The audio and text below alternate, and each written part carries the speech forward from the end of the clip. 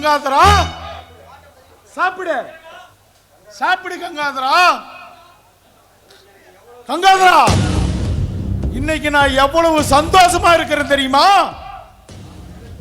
நாம நினைச்ச மாதிரியே அந்த நல்ல சிவம் சொத்தையெல்லாம் பிரிச்சு மகனுக்கும் மகளுக்கும் கொடுத்துட்டான். இப்ப சோத்துக்கு கூட அவன் மகன் கையேந்திர நிலைமையில் இருக்கிறான். புரியல? கிட்டத்தட்ட நாட்டாமையா இருந்த நல்ல சிவம் இப்ப நடு தெருவுக்கு வந்துட்டான். வச்சிட்டோம்ல?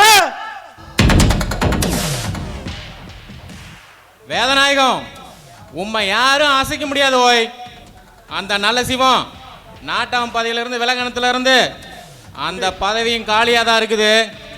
இப்ப அந்த நல்ல சிவம் இருக்கிற சூழ்நிலையில முயற்சியும் செய்ய மாட்டாரு. நாம முயற்சி செஞ்சா அது உமக்கு தாயா கிடைக்கும். உண்மைதாயிர, இத பத்தி ஊர் நிர்வாகத்தில் பேசலாம். என்ன தண்டனை கொடுத்து என்ன அந்த நல்ல சிவம் ஊரை விட்டு 10 வருஷம் தள்ளி வச்சானோ அதே பதவிக்கு நான் வர்றத நான் ரொம்ப ஆசைப்படுறேன்.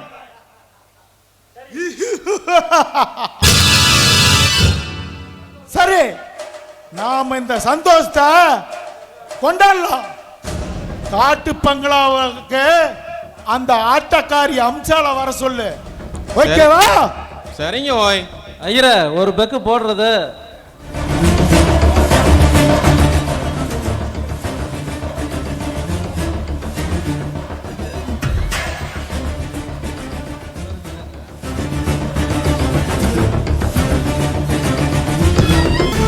உள்ளாறு பாரு கண்ணிது ஆடாத போட அரும் செஞ்சது போடாத வேஷம் போட் புதுசாக வாரு சொல்லுவாங்க என்னோட நேரு கல்விதான் இப்பா கேடும் பிள்ளை மந்தான் கிளப்பா கூட்டத்தை கூட்டு யாம கூட்டு நினைக்கின்ற பாராட்டு ரா நா ரா ரா ரே ரா நா ரே ரே ரா நா ரா ரா ரே ரா நா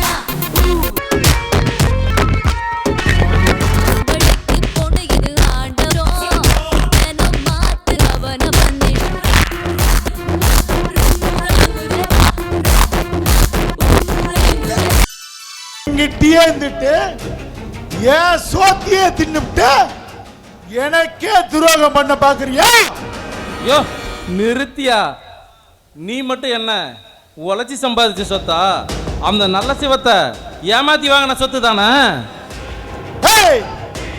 1000 இருந்தாலும் அது என்னோட பணம்.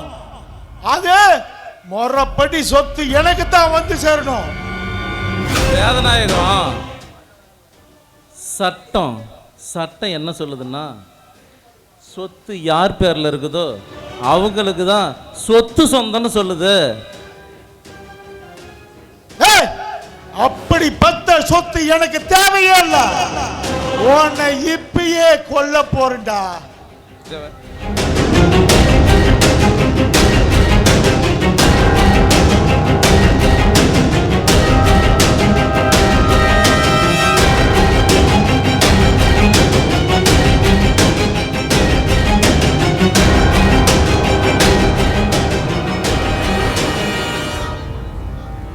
என்னோட சொத்திய என்னைய ஏமாத்த பாக்குறவனுக்கெல்லாம் இதே கதிதான். ஐயரே, இவனை எடுத்துட்டு போய் நாம பண்ண தோட்டத்துல போயிடுறேன். நீங்க கிளம்புங்க.